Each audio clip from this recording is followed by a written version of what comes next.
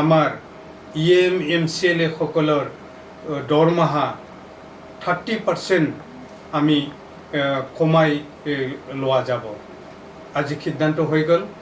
মানে গোটেই যিটো ক্ৰাইচিছটোৰ প্ৰতি লক্ষ্য ৰাখি আগন্তুক 6 মাহত BTCৰ সকলো EMCLA সকলে মানে নিজৰ দৰমহাৰ 30% কমাই লোৱাৰ সিদ্ধান্ত ইতিমধ্যে আমি আজি EC মিটিঙত পাছ কৰিছোঁ। বৰ্তমান যিটো মানে মিডল ইষ্ট এছিয়াৰ আমাৰ সাউথ এছিয়াৰ যিটো যুদ্ধ,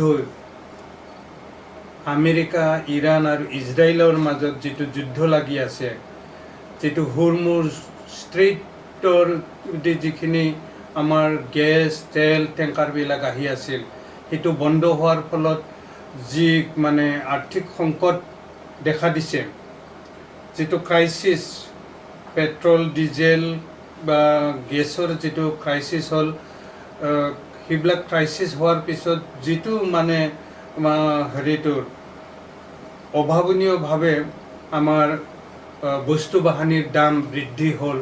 ডিজেল পেট্ৰলৰ দাম বাঢ়িল, ডিজেলৰ দাম বঢ়াৰ লগে লগে খাদ্য বস্তুৰ দাম বাঢ়াৰ মানে ইতিমধ্যে আৰম্ভ হৈছে। এটা মানে ইকনমিক ক্ৰাইচিছ এটা আমাৰ দেশতো আৰম্ভ হৈছে।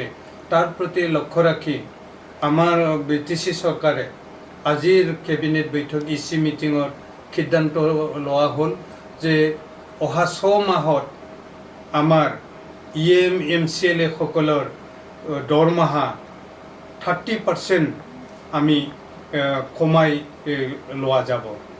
আজি সিদ্ধান্ত হৈ গ'ল।